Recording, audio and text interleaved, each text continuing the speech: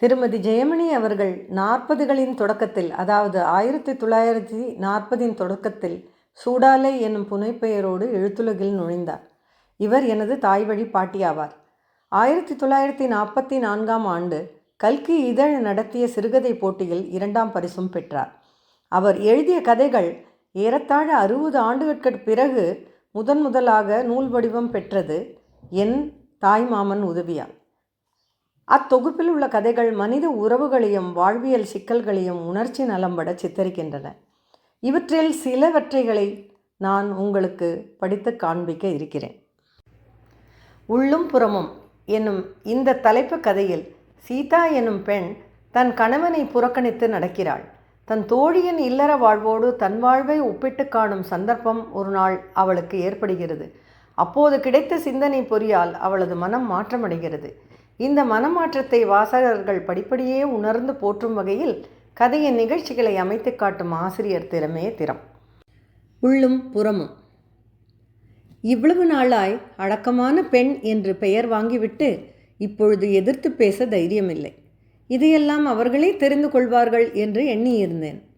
முகூர்த்த தினம் கூட குறித்தாகிவிட்டது. என்னை ஒரு வார்த்தை சம்மதமா என்று கூட கேட்கவில்லை இந்த கல்யாணத்திற்கு. எல்லாவற்றையும் அவர்கள் இஷ்டப்படி செய்துவிட்டார்கள். என்னை பார்க்க வந்த பிள்ளைகள் இருவர்தான். முதலில் வந்தவர் நல்ல சிவப்பு அழகாயிருந்தார். அவரைத்தான் அப்பா தீர்மானிப்பார் என்றிருந்தேன். 500 ரூபாய் அதிகம் கேட்பதாக சொல்லி அப்பா அந்த வரனை விட்டுவிட்டார். இரண்டாவது பார்த்த பிள்ளைதான் இப்பொழுது நிச்சயித்திருப்பது. சிறுவயது, உத்தியோகத்தில் இருக்கிறாராம், 200 ரூபாய் சம்பளமாம். என்ன இருந்தென்ன, எனக்கு அவரை துளியும் பிடிக்கவில்லை. நல்ல கருப்பு, அழகில்லாதவர் என்றுதான் எனக்கு தோன்றியது. நான் அப்படி எதிலாவது குறைந்தவளா? 4 பிள்ளைகளுக்கு நடுவில் ஒரே பெண். MA BA என்று படித்து பட்டம் பெறாவிட்டாலும் சங்கீதத்தில் கொஞ்சம் புகழ் உண்டு. மற்றபடி என் அழகை பற்றி நானே சொல்லிக்கொள்வதா? விவாக தினத்திற்கு 2 நாட்கள் முன்பு அப்பா அம்மாவிடம் மாப்பிள்ளையை சீதாவுக்கு பிடித்திருக்கிறதா என்று கேட்டார். அப்பொழுதும் அம்மா என்னை கேட்காமலேயே பதில் சொல்லிவிட்டாள். பிள்ளைக்கு என்ன குறைச்சல்? கருப்பாய் இருந்தாலும் நல்ல களையாய் இருக்கிறான். ஒரே பிள்ளை. எல்லாம் சீதா கொடுத்து வைத்தவள் தான் என்று சொல்லிவிட்டாள். வீடு நிறைய ஜனங்கள் கூடி கூடி பேசி சிரித்து கொண்டிருந்தார்கள். என் மனதில் மட்டும் வேதனை தான் குடிக்கொண்டிருந்தது. மாப்பிள்ளை அழைக்கும் தினத்தில் பகலில் சம்பந்திகளை வரவேற்றுவிட்டு வந்த என் அத்தை அப்பாவிடம், ஏண்டா அம்பி, இவ்வளவு கருப்பாய் எங்கேருந்து பிடிச்ச மாப்பிள்ளையே? நம்ம சீதாவுக்கு ஏற்றவனா அவன் என்று கேட்டான். வருவோர் போவோர் எல்லோரும் மாப்பிள்ளை பற்றியே கசமுசவென்று பேசிக்கொண்டார்கள். அப்பாவோ அம்மாவோ இதை காதில் வாங்கி கொள்ளவில்லை. மறுநாள் தாலியும் கட்டியாகிவிட்டது. எனக்கு ஒன்றுமே பிடிக்கவில்லை. நான் ஒருவருடனும் கலந்து கொள்ளாமல் தனி அறையில் போய் உட்கார்ந்து கொண்டேன். எல்லாவற்றையும் விட என் மாமா பெண் ஜெயாவின் கிண்டல் பேச்சு தான் என் மனதை உறுத்திற்று. என்ன சீதா, நீ எப்படித்தான் இந்த நீலமேக வண்ணனை மணக்க சம்மதித்தாயோ என்றாள் ஜெயா. அதற்குள், அவன் பெயர் ராமச்சந்திரன், இவள் பெயர் சீதா, எல்லாம் ஒத்துக்கொண்டு விட்டது என்றான் அண்ணா. ஓஹோ, தெய்வ பிறவியா அவர்? அதுதான் சீதா ஒரேடியாக மெய்மறந்து விட்டாள் என்றாள் ஜெயா. கடைசியில் எனக்கு தாங்க முடியாமல் அழுகை வந்து விட்டது.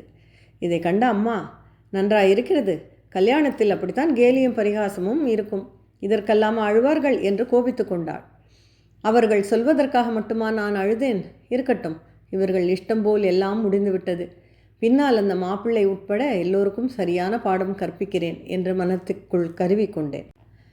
இதற்கு சில மாதங்களுக்கெல்லாம் ஜெயாவின் விவாகம் நடந்தேறியது.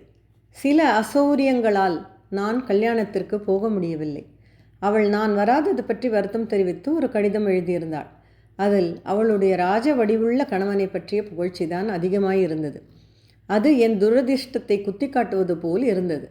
எல்லாம் அவரவர்கள் பிராப்தம் போல்தான் இருக்கும் என்று என்னை நானே தேற்றிக்கொள்ள முயற்சித்தேன். நான் புக்ககம் கிளம்புவதற்கு முதல் நாள் என் மனவேதனையை அடக்கவே முடியவில்லை.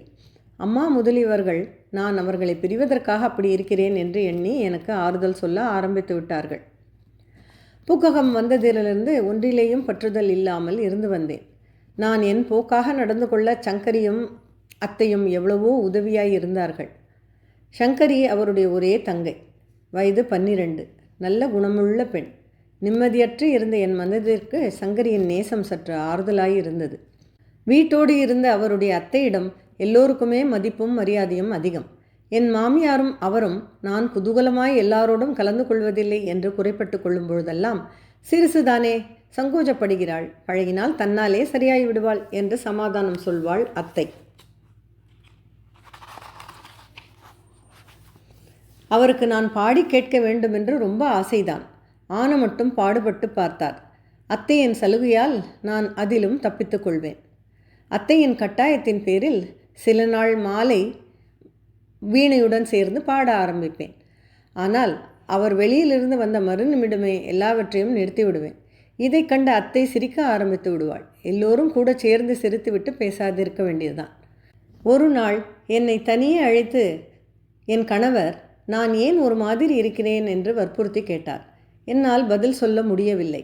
என் கையை பற்றியிருந்த அவருடைய கரங்களை ஆவேசம் வந்தவளைப் போல் வெடுக்கென்று உதறி தள்ளிவிட்டு வேகமாய் என் அறையில் போய் விம்மி விம்மி அழுது கொண்டிருந்தேன். அன்று முதல் அவருக்கு என்னிடம் பேசுவதற்காக கூட பயம்தான்.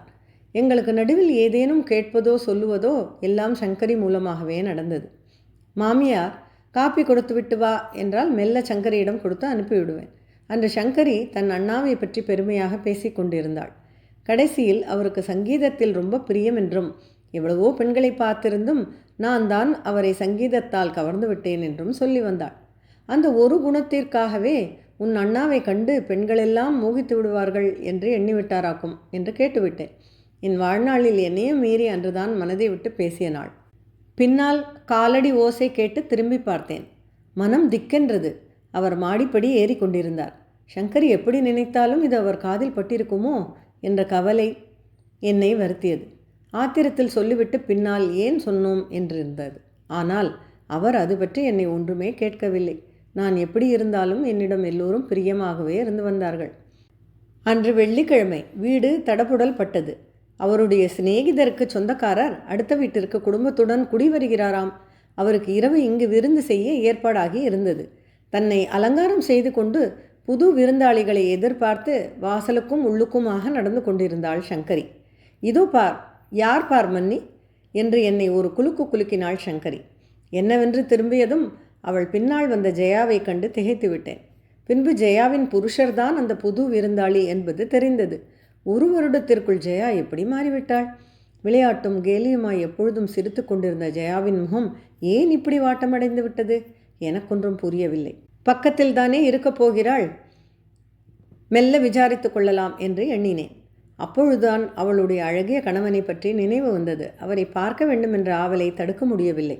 அவர்கள் சாப்பிடும் பொழுது மெல்ல எட்டி பார்த்தேன்.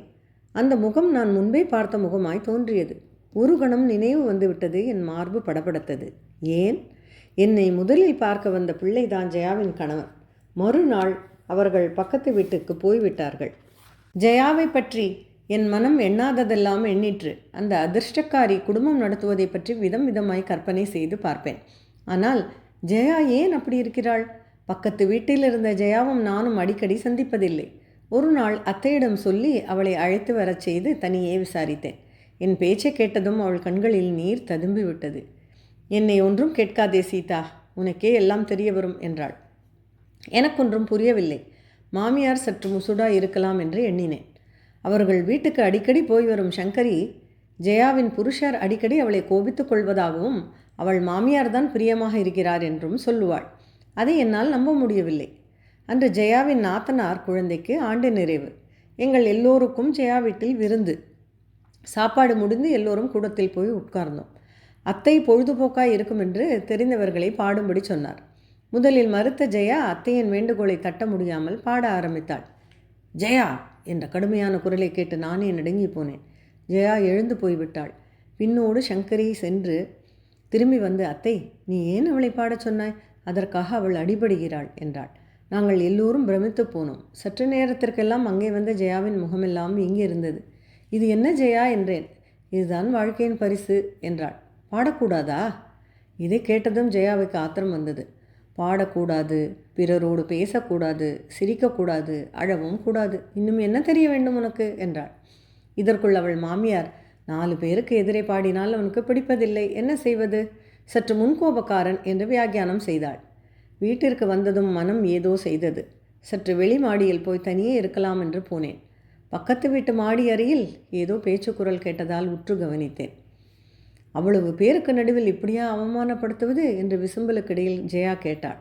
அதற்கு அவள் புருஷர், அப்படி 4 பேருக்கு எதிரில் கச்சேரி செய்து மினுக்கி குலுக்க ஆசைப்படுகிறவர்களுக்கு கல்யாணம் எதற்கு? எல்லாம் என் தலையெழுத்து என்றார். அப்பா! அந்த குரலின் கொடூரத்தை கேட்டு என் உடல் பதறிவிட்டது. அதற்கு மேல் என்னால் அங்கே நிற்க முடியவில்லை. அண்ணா, பாவம், ஜெயாவை என்ன பாடுபடுத்துகிறார் உன் சிநேகிதர் என்றாள் சங்கரி. பார்ப்பதற்கு நன்றாயிருக்கிறானே தவிர மகா மூர்க்கன் என்றார் அவர். கிளியை வளர்த்து பூனையின் கையில் கொடுத்தது போல் இருக்கு என்று அத்தை அனுதாபப்பட்டாள். என் மனம் சொல்ல முடியாத வேதனை அடைந்தது. ஜெயாவை பற்றிய என் கற்பனைகள் எங்கோ சிதறி ஓடிவிட்டன. அப்பப்பா, அந்த 2 நாட்களும் 2 யுகங்கள்தான். என் மனதில் அழுந்து கிடந்த இருள் எங்கோ விலகி போய்விட்டது. நான் இங்கு வந்த நாளாய் எவ்வளவு தவறு செய்திருக்கிறேன். நினைப்பதற்கே வெட்கமாயிருந்தது. ஒன்றிற்கேனும் அவர் என்னை கோபித்திருப்பாரா? நான் செய்த தவறுக்கு பிராயச்சித்தம் என்னவென்று தெரியாமல் என் மனம் தவித்தது. அறையில் மாட்டியிருந்த அவர் படத்துக்கு எதிரில் கைகூப்பி கொண்டு என் தவறுக்காக வருந்தினேன். ஒன்றிலும் சாந்தி ஏற்படவில்லை. வேதனை தாங்காமல் அழுகைதான் வந்தது. மாலை வேளையில் அவர் வருவதற்கு சற்று முன் வீணையை எடுத்து வாசிக்க ஆரம்பித்தேன். அவர் வந்த பின்பும் நிறுத்தவில்லை. ஆனால் அவர் என் பக்கம் திரும்பி பார்க்க கூடவில்லை. கையில் மல்லிகை புஷ்பத்துடன், இந்தா மன்னி என்றாள் சங்கரி. இது ஏது என்றேன். அண்ணா கொடுத்தார். உன் அண்ணா இப்பொழுது எங்கே இருக்கிறார்? மேல் மாடியில் என்றாள். அவரிடம் நான் அங்கு வரலாமா என்று கேள் என்றேன். சங்கரி சென்றதும் நானும் அவள் அறியாமல் பின் சென்றேன். பகலிலே என்னுடைய தவறையெல்லாம் அவரிடம் சொல்லி மன்னிப்பு கேட்டு விடுவதென்று தீர்மானித்து வைத்திருந்தேன். ஆகையால் தான் அவ்வளவு தைரியமாய் அவர் இருப்பிடம் சென்றேன். அவர் கட்டிலில் சாய்ந்து கொண்டிருந்தார். சங்கரி, அண்ணா, மன்னி சும்மா அழுது கொண்டே இருக்கிறாள் என்றாள். அதற்கு என்றார் அவர். அவளை இங்கே வர சொல்லட்டுமா அண்ணா? அதற்கும் தான். இதைவிட ஆவலுள்ள வரவேற்பு எனக்கு கிடைக்காதென்று தெரிந்துவிட்டது. சங்கரி என்னை தாண்டி போய்விட்டாள். அவர் கண்களை மூடி சிந்தித்தபடி இருந்தார். சங்கரி என் கையில் கொடுத்திருந்த புஷ்பம் அவர் காலடியில் விழுந்தது. என் 2 கைகளாலும் அவர் கால்களை பிடித்து கொண்டு தேம்பி தேம்பி அழுதேன். அன்று என் கையை பிடித்திருந்த கைகளை உதறி தள்ளினேன். இன்று அவருடைய பாதங்களில் என் முகத்தை புதைத்து கொண்டேன். என்ன சீதா, ஏன் இப்படி அழுகிறாய்? உனக்கென்ன சொல்லேன் என்றார். நான் சொல்ல வேண்டுமென்று எண்ணி கற்பனை செய்து வைத்திருந்த வார்த்தைகளில் ஒன்றேனும் தொண்டையை விட்டு வெளியே வரவில்லை. என் மனதில் குமரி கொண்ட துக்கம் வெளியேற விம்மி விம்மி அழுது தீர்த்து விட்டேன். அவர் என்னை உதாசீனம் செய்யாமல் பக்கத்தில் இருத்தி கொண்டார். திரும்பவும் அதே கேள்வி. சொல்லு, உனக்கு என்ன செய்கிறது? அவர் கேட்டதற்கு ஏதேனும் பதில் சொல்ல வேண்டுமே. அசடு வழியே அந்த சமயத்தில் வாயில் வந்ததை கேட்டு வைத்தேன். நீங்கள் என்றைக்கேனும் ஜெயாவின் புருஷரை போல் என்னை கோபித்து அழைப்பீர்களா? இதை கேட்டுவிட்டு அவர் சிரித்து விட்டார். அட அசடே, இதற்காகவா இவ்வளவு அழுகை? நான் பயந்தே விட்டேன். இதோ பார், சத்தியமாக நான் ஒரு நாளும் அவனைப் போல் நடந்து கொள்ள மாட்டேன். எங்கே இப்பொழுது சிரி என்று என் முகத்தை நிமிர்த்தினார். என் மனதில் இருந்த பழுவெல்லாம் இறங்கிவிட்டது. என்னை பற்றி நினைத்த போது எனக்கு சிரிப்புத்தான் வந்தது. நான் அசடுதான், வடிகட்டின அசடு என்று எண்ணினேன். என்னால் அவர் முகத்தை ஏறிட்டு பார்க்கக்கூட முடியவில்லை. என் கண்களை இறுகி மூடிக்கொண்டேன். இப்பொழுது நான் ஒரு தனி உலகில் சஞ்சரித்து கொண்டிருந்தேன். மறுநாள் நான் அவர் எதிரில் உட்கார்ந்து பாடிக்கொண்டிருந்ததை கண்ட அத்தை சிரித்து கொண்டே, ஏண்டாப்பா, எந்த மாயப்பொடியை போட்டு மயக்கின அவளை என்று கேட்டபோது லஜ்ஜையினால் முகத்தை கவிழ்த்து கொண்டேன்.